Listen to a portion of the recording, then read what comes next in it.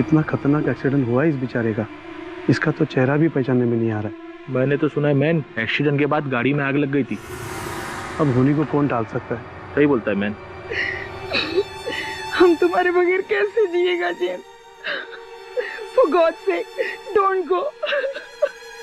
अपनी मामा को छोड़कर मत जाओ जेम्स।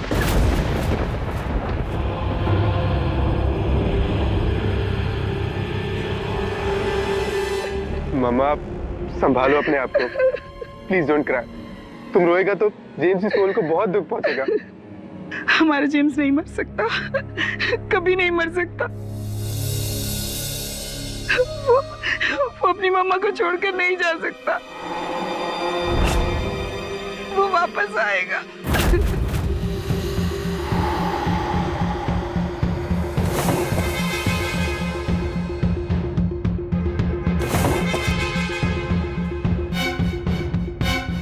देखो देखो, मैंने कहा था ना हमारा जेम्स वापस आएगा। माँ, जेम्स इज डेड। देखो उसका कॉफी ला। देखो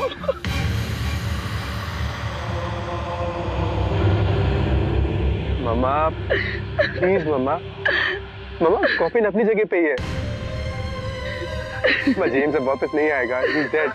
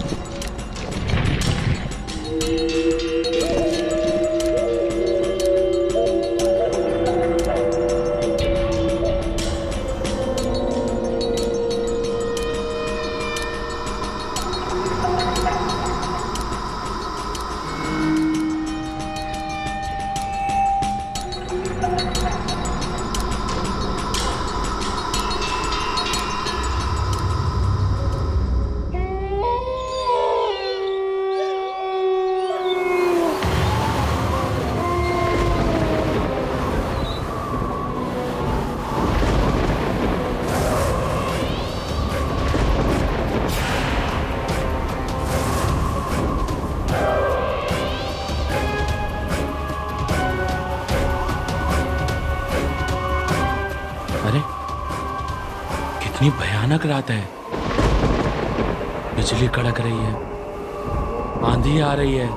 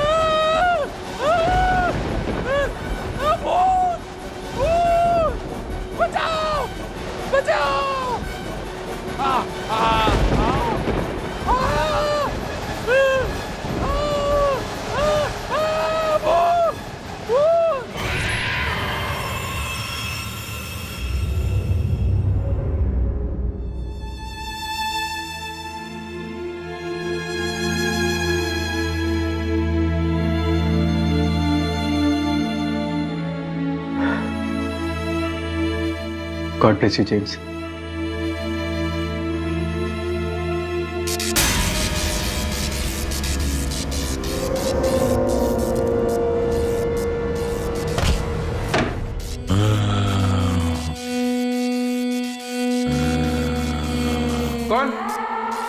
कौन हो तुम? अरे कौन हो तुम?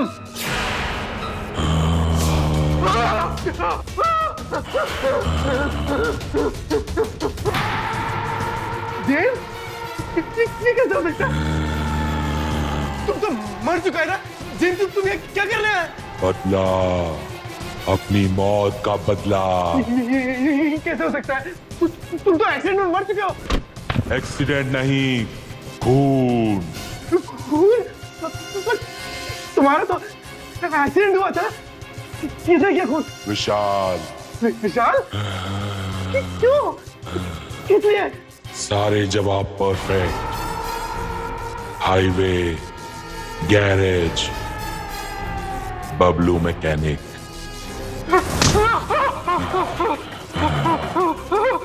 हमको इंसाफ नहीं मिला तो कोई भी नहीं बचेगा, कोई भी नहीं, तुम भी नहीं।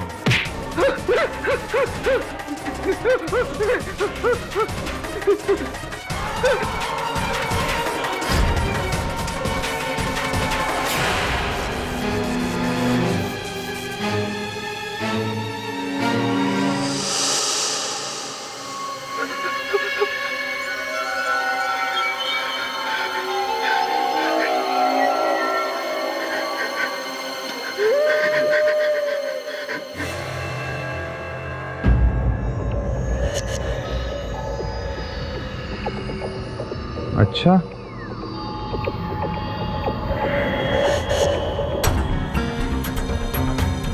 तो आप ये कह रहे हो कि आपको एक लाश मिली जो अपने लिए इंसाफ मांग रही थी। हाँ, वो मेरा भाई का लाश था। उसने बोला कि खूनी ने उसके मर्डर को एक्सीडेंट का रूप दिया है। बदला, अपनी मौत का बदला। तुम्हारा तो एक्सीडेंट हुआ था।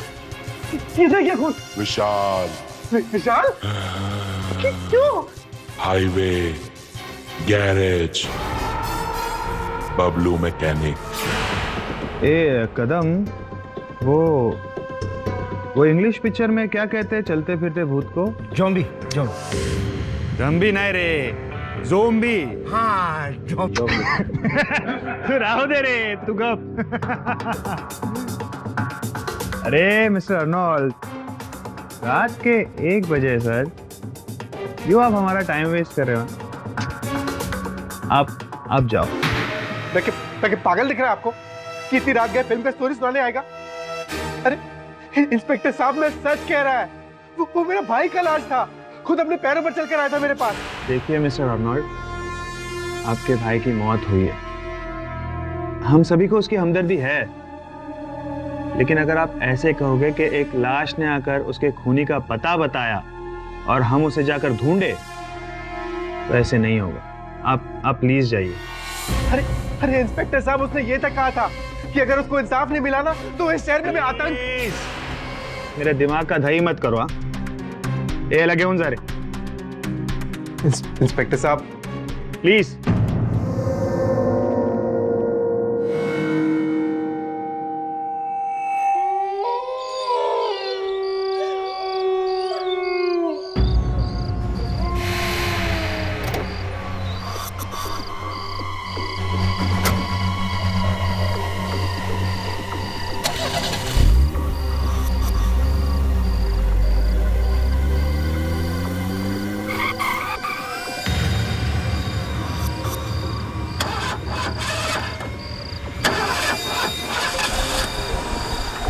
अरे ये गाड़ी को क्या हो गया अचानक?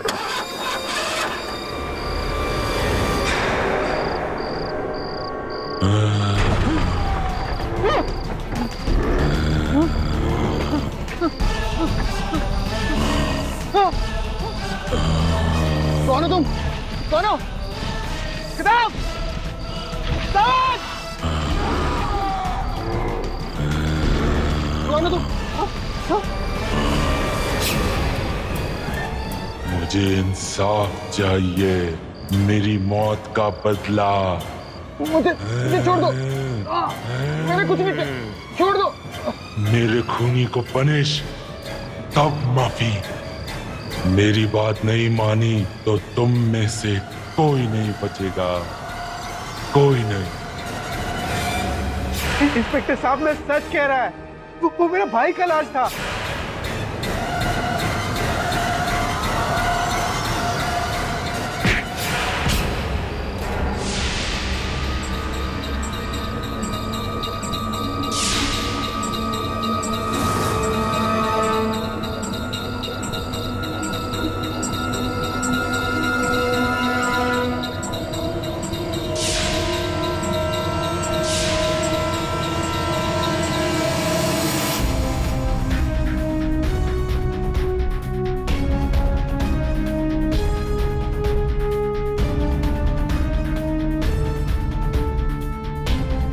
साहब यही जगह था साहब जहां से एक हाथ निकला, मेरा पैर पकड़ लिया था साहब।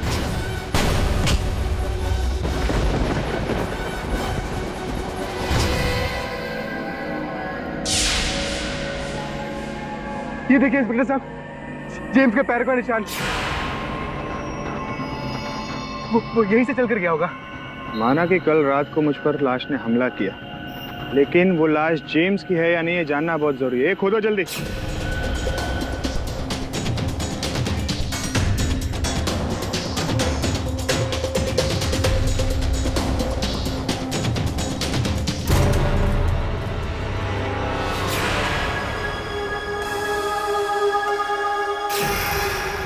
देखा इंस्पेक्टर साहब, लाश गायब है। मैं आपसे बोला था ना, और आप मेरा बात का यकीन नहीं कर रहे थे। अब जाइए और जाके उस मैकेनिक बबलू से पूछिए, और वो आपको बताएगा कि खूनी विशाल सिंह है। मुझे इंसाफ चाहिए, मेरी मौत का बदला। मुझे छोड़ दो। मैंने कुछ नहीं किया, छोड़ दो।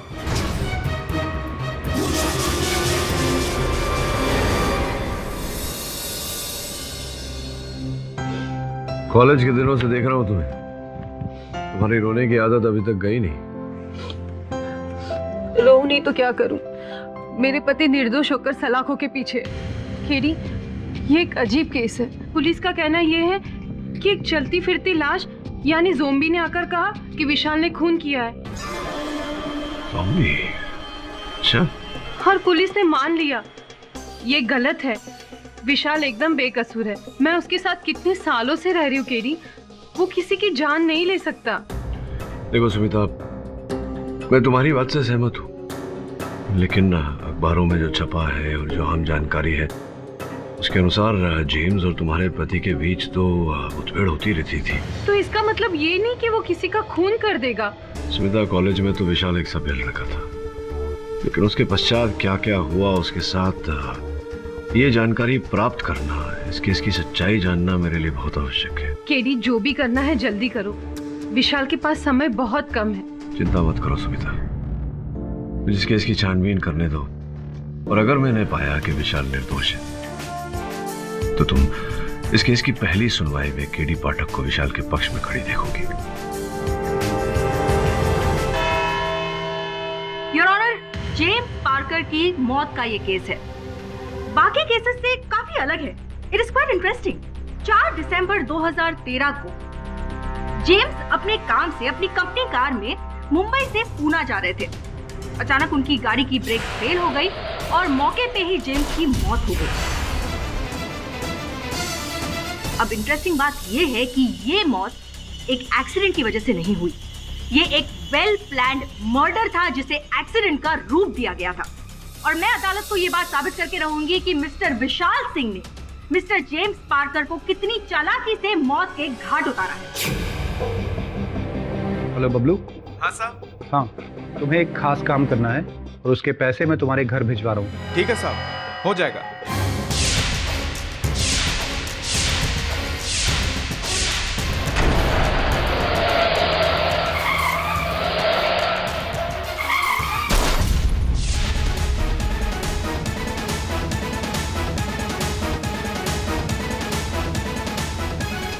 सुरभि दीक्षित,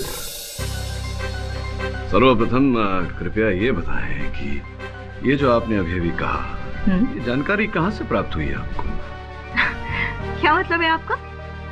मतलब ये योर ऑनर की ये जो मुकदमा है ये प्रथम स्तर से ही निराधार है। पुलिस का ऐसा कहना है कि जो साक्ष्य और जो सबूत मेरे मुवक्किल के विरुद्ध उन्हें प्राप्त हुए हैं वो किसी चलती फिरती लाश, किसी ज़ॉम्बी के द्वारा प्राप्त हुए हैं।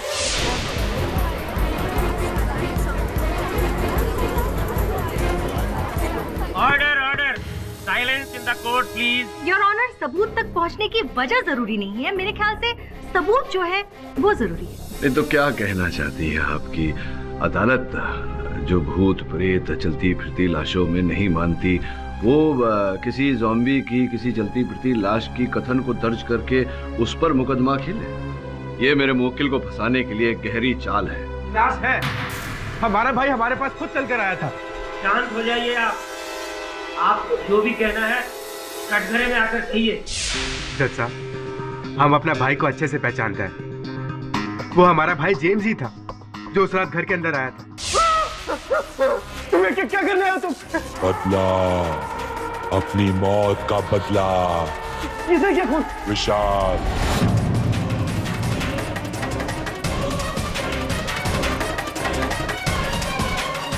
और वो हमको बोला कि अगर विशाल को सजा नहीं हुआ और उसे इंसाफ नहीं मिला तो वो किसी को भी जिंदा नहीं छोड़ेगा, सबको मार डालेगा। और अगर आपको हमारी बात पे यकीन नहीं है तो आप इंस्पेक्टर कामले से पूछ लो। योर ऑनर, ये बात सच है कि जेम्स की लाश ने मुझ पर हमला किया।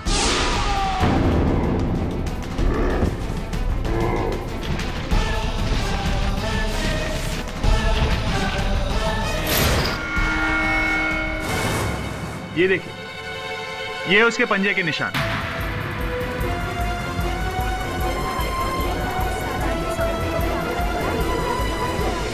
योर ऑनर, उस दिन लाश के साथ मुठभेड़ में इंस्पेक्टर के हाथ लाश की शर्ट का ये टुकड़ा आ गया था।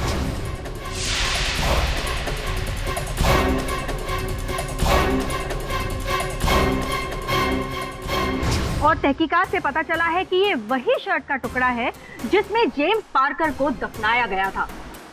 और योर ऑनर, सिर्फ इंस्पेक्टर पर ही नहीं बल्कि ग्रेवयार्ड के गार्ड पर भी हमला हुआ है। हाँ साहब, उस दिन रात में अपनी आंखों से देखा, कब्र में से एक हाथ निकला।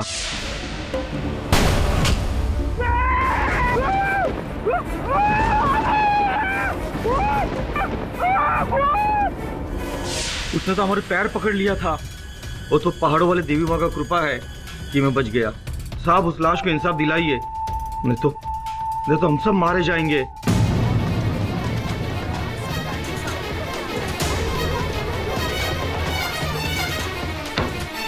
चिंता मत करो ललन, जो दोषी है उसे दंड अवश्य मिलेगा। योर ऑनर, अभियोग पक्ष के तीनों साक्षी वही कह रहे हैं जो मैं कह रहा कि ये जो कथन है जिसके आधार पर ये केस लड़ा जा रहा है वो एक चलती फिरती लाश का कथन है। योर ऑनर, वकील तो मैं भी हूँ और मैं भी चलती फिरती लाश वगैरह जैसी चीजों में विश्वास नहीं रखती, लेकिन ये लाश या जो कुछ भी है उसने हमें सच्चाई से अवगत किया है और इस बात को नकारा नहीं जा सकता। I object your honour. एक व्यक्ति जिसे दफना दिया गया, उसकी देह का, उसके शव का प्रकट होना और आकर कथन देना, ये इस बात को प्रमाणित करता है योर ऑनर की ये किसी का रचा हुआ षड्यंत्र है मेरे मुवक्किल के विरुद्ध। मैं अदालत से निवेदन करता हूं कि मेरे मुवक्किल को बरी कर दिया जाए, इस केस को खारिज कर दिया जाए। योर ऑनर, कभी कभी सच्ची चीजों के लिए भी उंगलियां उठती है और मैं ये बात साबित कर सकती हूँ कि मिस्टर विशाल सिंह ने मिस्टर जेम्स पार्कर की हत्या की है। Objection overruled. मिस्टर केडी पाठक, ये अदालत भी इस बात को समझती है कि कोई चलती फिरती लाश नहीं होती है, लेकिन अगर मिस्टर जेम्स पार्कर का कोई कातिल है तो उसे सजा तो अवश्य मिलनी चाहिए। इसलिए आप दोनों इस बात पर बहस ना करें तो अच्छा है, क्योंकि ये केस सबूतों के आधार पर लड़ा जाएगा। इस केस की आगे की कार्रवाई जारी की जाए। Thank you your honour. Your honour, अब मैं अदालत में ये बात साबित करना चाहूंगी कि mister Vishal Singh mister James Parker को क्यों मारना चाहते थे। मिस्टर विशाल, आप रिया सक्सेना नाम की औरत को जानते हैं? मुझे नहीं पता। योर ऑनर, बहुत ही इंटरेस्टिंग स्टोरी है विशाल की। सितंबर 1995 विशाल ने मिस्टर जेम्स को रॉड से मारा था और ये मैटर पुलिस में भी दर्ज हुआ था, जिस बात की एफआईआर रिपोर्ट हमारे पास है। योर ऑनर, जो इंसान अपने होश खोकर किसी की जान लेने की कोशिश कर सकता है वो किसी की जान ले क्यों नहीं सकता? मिस दीक्षित, जिस समय की आप बात कर रही हैं उस समय मेरे मुवक्किल कॉलेज में थे और कॉलेज में योर ऑनर ये अल्हड़ उम्र होती है। इस उम्र में ऐसी भूल हो जाती है, हम सब से कहीं ना कहीं हुई है। चलिए आपको समझदारी की उम्र की एक बात बताते हैं। योर ऑनर, जेम्स और विशाल दोनों की इंसिडेंटली एक ही कंपनी में नौकरी लगी। अब अपनी काबिलियत की वजह से जेम्स कुछ ही समय में मिस्टर विशाल के बॉस बन गए। कैसी बातें करती हो स्मिता? तुम्हारे बर्थडे पे तुम्हें डिनर पे नहीं लेके जाऊंगा तो पड़ोसन को लेके जाऊंगा क्या? रेडी रहो, 1 घंटे में आ रहा हूँ। बाय। अरे इतनी जल्दी तुम कहाँ जा रहे हो? मुझे कहीं जाना है जेम्स। जेम्स नहीं, सर बोलने का। तुम्हें पता नहीं मैं तुम्हारा बॉस हूँ? I'm sorry sir. Very good. अच्छा, मिस्टर रेड्डी के फाइल का क्या हुआ? वो तो मंडे को प्रेजेंट करना है, मैं कल रेडी कर दूंगा। No no no no no, मुझे फाइल आज ही कंप्लीट चाहिए। लेकिन जेम्स, सर मेरी वाइफ का बर्थडे है आज। तो क्या हुआ? ऐसा करो, तुम रिजाइन दे दो और वाइफ के साथ बर्थडे बनाओ। विशाल, तुमने जो कॉलेज में सर पे रॉड मारा था ना, उसका दर्द मुझको आज तक याद है। और मैं जैसे बोलता हूँ वैसे ही करो। मुझे 1 घंटे में फाइल रेडी चाहिए, ऑन माई टेबल, समझे?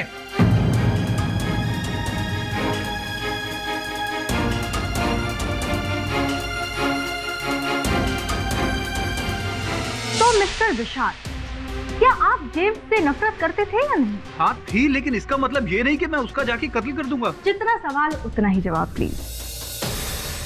इसके आगे की कहानी मैं बताती हूँ योर ऑनर।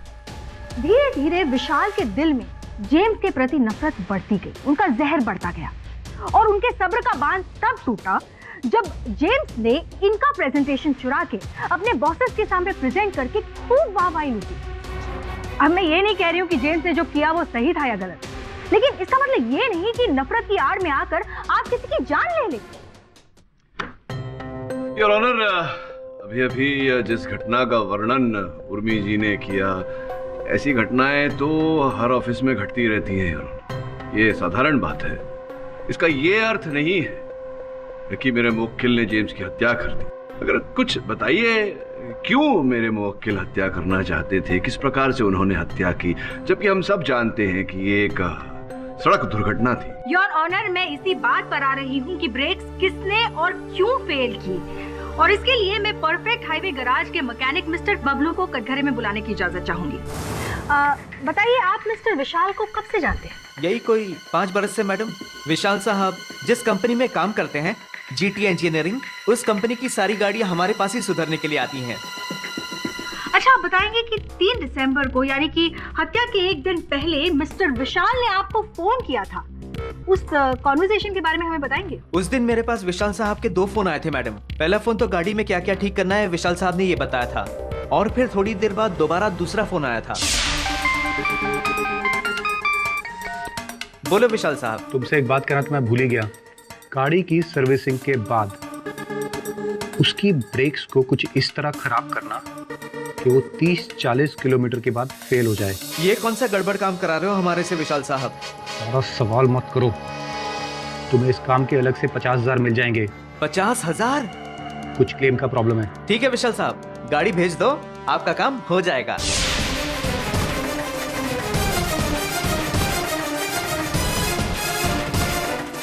योर ऑनर, ये आदमी झूठ बोल रहा है। मैंने इसे गाड़ी की रिपेयर के लिए जरूर कहा था, लेकिन गाड़ी के ब्रेक फेल करने के लिए नहीं बोला। उस टेलीफोन कॉन्वर्सेशन की ट्रांसक्रिप्ट हमारे पास मौजूद है और ये मैं अदालत में पेश करना चाहूंगी। Your witness please. इस समय कोई प्रश्न नहीं है। केडी, ये आदमी झूठ बोल रहा है। केडी,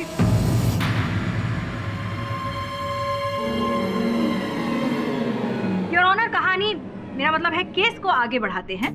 अब मैं जेटी इंजीनियरिंग प्राइवेट लिमिटेड के उस ड्राइवर को कटघरे में बुलाना चाहूंगी जो अक्सर कंपनी की गाड़ियां कंपनी से गैराज तक लेकर जाता है रिपेयर वगैरह के लिए। शेखर, तुम्हें किसने कहा था कि गाड़ी को सर्विसिंग के लिए बबलू के पास लेकर जाओ? जी, विशाल साहब ने कहा था।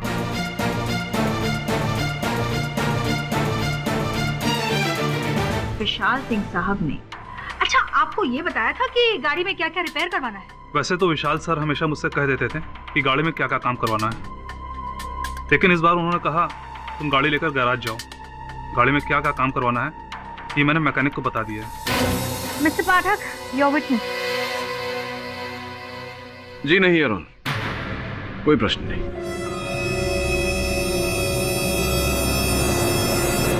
योर ऑनर, अब मैं जेटी इंजीनियरिंग लिमिटेड के एचआर मैनेजर मिस्टर ऋषभ को कटघरे में बुलाने की इजाजत चाहूंगी। मिस्टर ऋषभ, आप जेम्स और विशाल सिंह की रिलेशनशिप के बारे में अदालत को बताएंगे? ऊपर ऊपर से तो काफी अच्छे दोस्त थे, मगर अंदर ही अंदर पक्के दुश्मन थे। जब भी मौका मिलता तब दोनों ही एक दूसरे को नीचा दिखाने का कोई मौका ही नहीं छोड़ते थे। योर ऑनर, अब मैं इस कहानी का एक और अंश अदालत को बताना चाहूंगी। मिस्टर विशाल जेम्स से इतनी नफरत करते थे कि उनको रास्ते से हटाने का पूरा प्लान इन्होंने बना लिया था। ऋषभ, आप मुझे उस टेलीफोन कॉन्वर्सेशन के बारे में बताइए जो हत्या के एक दिन पहले मिस्टर विशाल ने आपको किया था। जी हाँ, जरूर।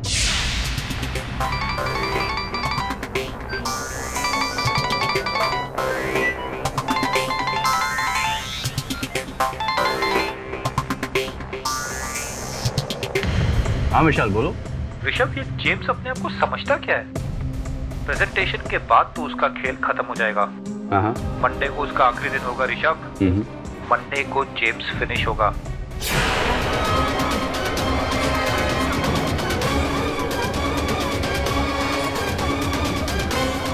मिस्टर विशाल, क्या आपने ऋषभ से ये सारी बातें की थी?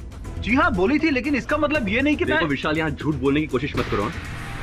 और शायद तुम भूल रहे हो कि मैं इस कंपनी का HR मैनेजर हूँ और सबसे की हुई बातें मैं रिकॉर्ड भी करता हूँ बॉस को सुनाने के लिए। क्या बात है, तो बड़े चतुर हैं Rishabh ji. Thank you sir. अपने उच्च अधिकारियों को सुनाने के लिए लोगों की वार्तालाप रिकॉर्ड करते हैं। अब सर, HR का तो काम ही यही होता है, अपने सारे एम्प्लॉयज की डिटेल्स को अपने पास रखना। मैं तो बस अपना काम कर रहा था सर। अच्छा। चलिए, अद्भुत।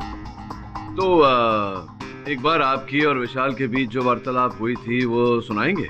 जी हाँ, जरूर। सुनाइए। 1 मिनट।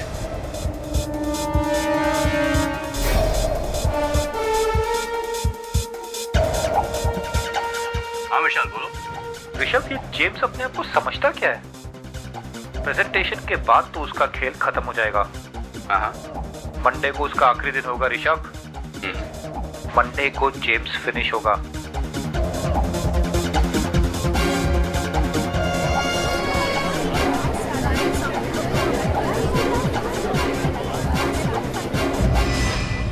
धन्यवाद ऋषभ जी।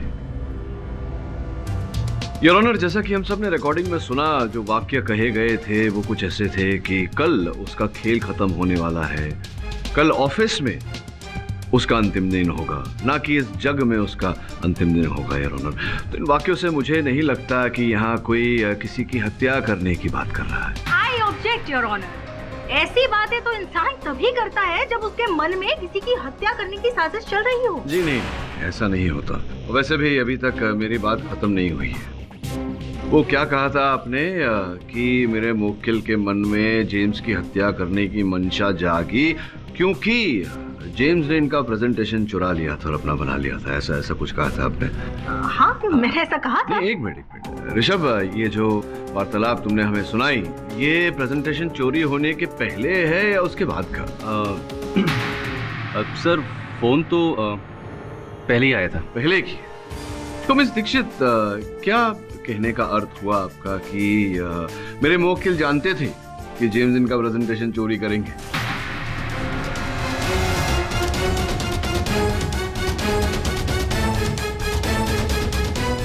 और ऑनर, ऐसी परिस्थिति में ऋषभ जी की बात मानकर मेरे मुवक्किल पर आरोप लगाना ये उचित नहीं होगा। और बबलू की बात, उस ड्राइवर की बात?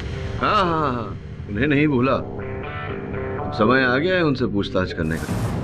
बबलू, तुमने कहा था कि फोन किया था विशाल सिंह ने तुम्हें, तो तुम्हें पूरा विश्वास है कि जिस व्यक्ति ने फोन किया था तुम्हें विशाल सिंह ही था, विशाल सिंह की ही आवाज थी वो? ये बहुत बेकार बात कर दी वकील साहब आपने।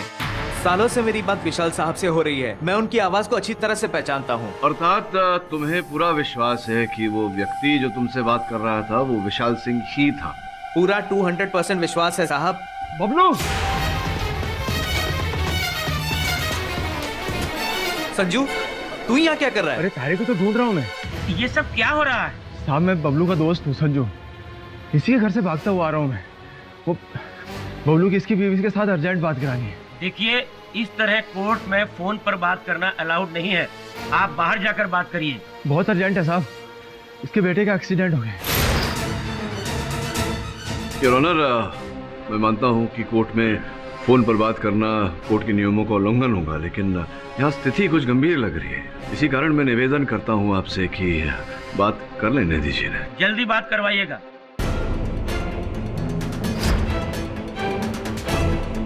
हेलो, क्या बोल रही है तू? चिंता मत कर, कुछ नहीं होगा, मैं अभी पहुंच रहा हूँ। जज साहब, मेरे लड़के का एक्सीडेंट हो गया, मुझे जाना होगा। अरे रुको रुको रुको, इतनी शीघ्रता भी क्या है भाई? ये बताओ कि कैसे पता तुम्हें तुम्हारे पुत्र का दुर्घटनाग्रस्त हो गए हैं? किसका फोन आया था? दिखाई नहीं दिया, अभी मेरी लुगाई का फोन था। तुम्हारी धर्मपत्नी ने तुम्हें फोन किया था ना, तो तुम्हारी धर्मपत्नी को यहीं बुला लेते हैं, है ना? आइए जरा, आइए अंदर आइए। कहाँ है? अरे बॉस, मैडम।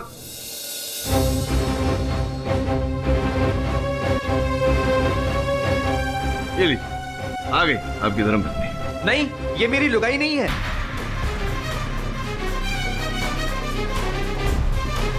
नहीं, अगर ये तुम्हारी धर्मपत्नी नहीं है तो फिर तुम्हारी धर्मपत्नी ने फोन नहीं किया था तुम्हें, क्योंकि फोन तो इन्होंने किया था। ये सब क्या हो रहा है योर ऑनर? आप साबित क्या करना चाहते हैं मिस्टर पाठक? क्षमा चाहता हूँ योर ऑनर, वास्तविकता को सामने लाने के लिए मुझे ये छोटा सा खेल खेलना पड़ा। जो फोन इन्हें आया था वो इनकी पत्नी ने नहीं, इन महिला ने किया था, किंतु इन्हें लगा कि इनकी पत्नी से बात हो रही है इनकी। जब वर्षों से विवाहित पत्नी का स्वर नहीं पहचान पाई है फोन पर, तो हम कैसे मान ले कि विशाल सिंह ने ही इन्हें फोन किया था और वो विशाल सिंह की ही आवाज थी जो इन्होंने पहचानी।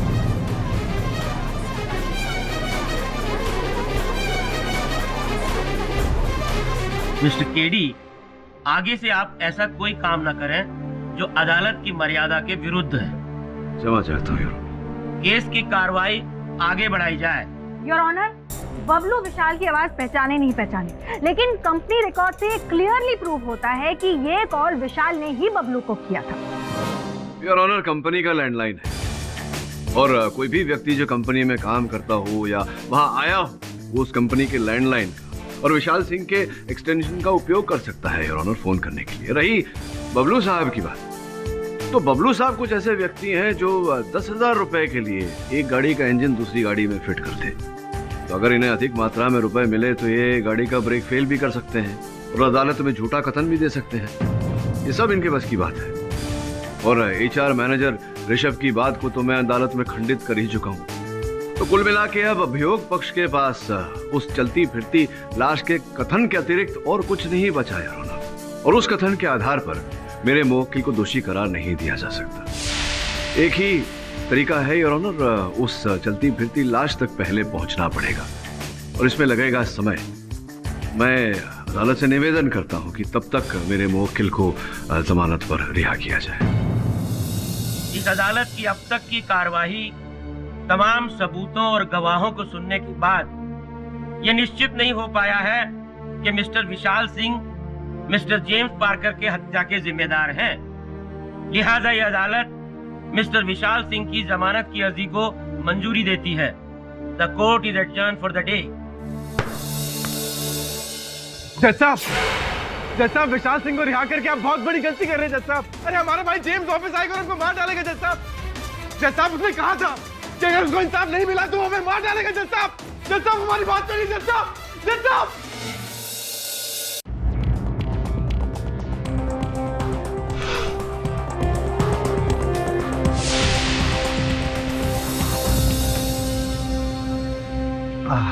गरम चाय। वरुण भाई, क्या पढ़ रहे हो? ज़ॉम्बीज़ के बारे में। अरे वरुण भाई, ऐसा भूत के बारे में काय को पढ़े ले हो? भूत को इतना भाव नहीं देने का, पता है काय को?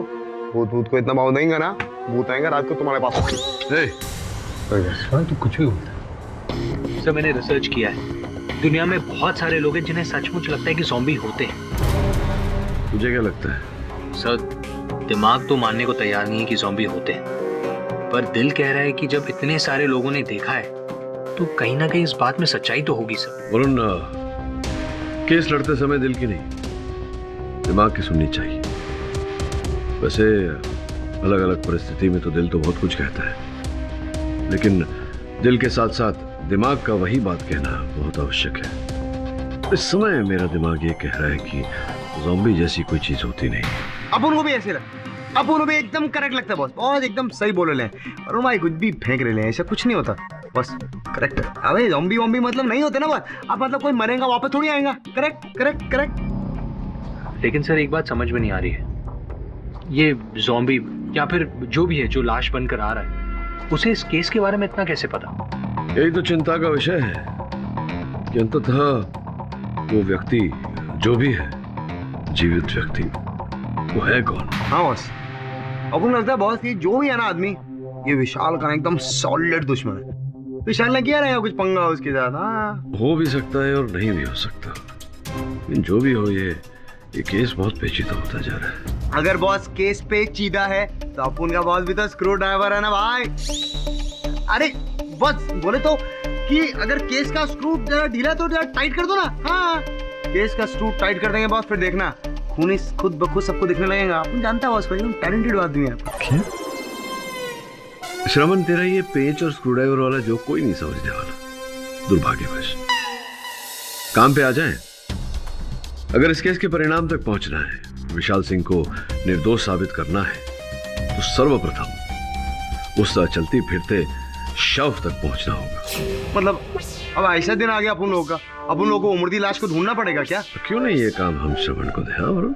हाँ सर, लाश ढूंढने का काम श्रवण को ही मिलना चाहिए। काय को अपन नहीं जाएगा, अपन नहीं जाएगा कोई मुर्दा ढूंढने। अपन को लगता है पुलिस वाले गलत लाइन में आ गया बस। अच्छा तो ठीक है, तो फिर आज से तू हमारे दल में नहीं। अपन है ना आपकी टीम में बॉस। जय हो बॉस की, अपन है आपकी टीम में। तो फिर टीम वर्क तो करना पड़ेगा। तो वरुण, इस केस के जितने पहलू हैं उन्हें हम अलग अलग करके संभालेंगे और उन पहलुओं पर वो पहली नजर डालेंगे। हो सकता है जो उस समय नहीं दिखा हमें अब दिख जाए।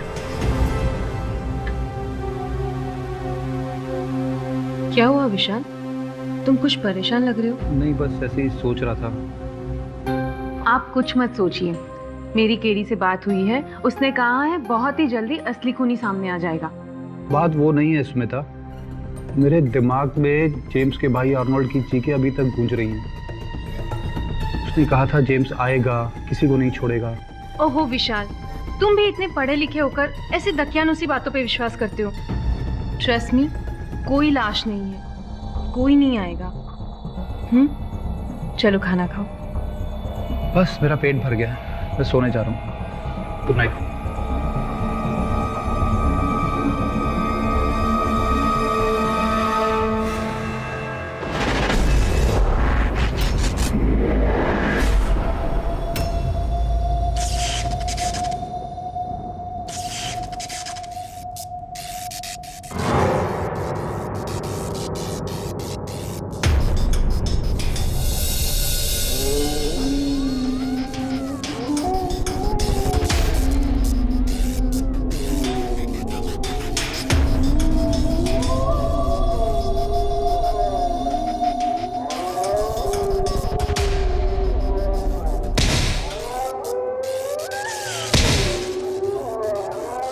इतनी रात को कौन आया होगा?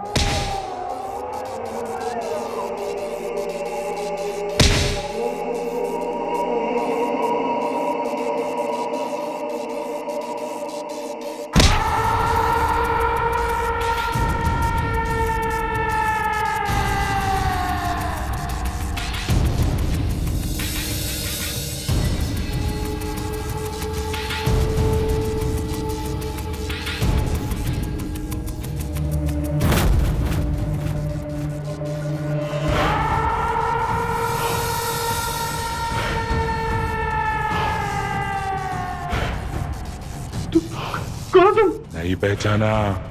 जेम्स? हाँ मैं। क्या चाहिए तुम्हें? इंसाफ चाहिए, अपनी मौत का बदला।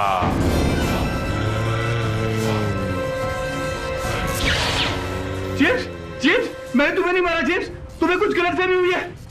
तुमने ही मारा है।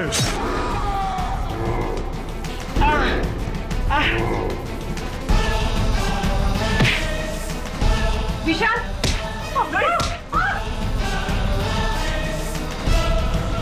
कोई नहीं बचेगा, कोई भी नहीं बचेगा। अगर अपनी फैमिली को बचाना चाहते हो तो पुलिस के पास जाके अपना गुनाह कबूल करो। कल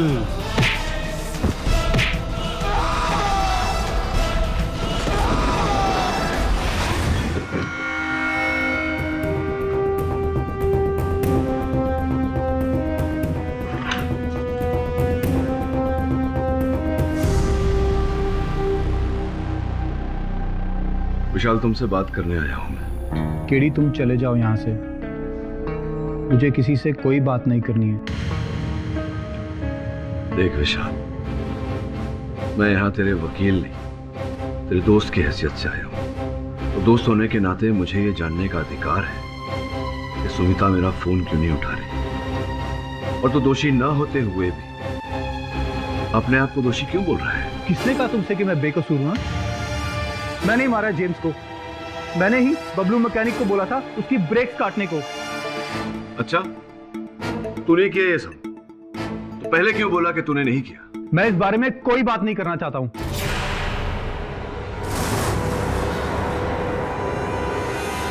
देख विशाल, सच क्या है ये तुझे बताना पड़ेगा। और तू किस बात से डर रहा है? मुझे लग रहा है तू किसी के दबाव में आकर झूठ बोल रहा है। क्या बात है, बता। क्या करोगे सच जान के तुम? हाँ, मैं सारी दुनिया के सामने बोल चुका हूं कि जेम्स को मैंने ही मारा है, और 4 दिन बाद अदालत में भी यही बोलने वाला हूं।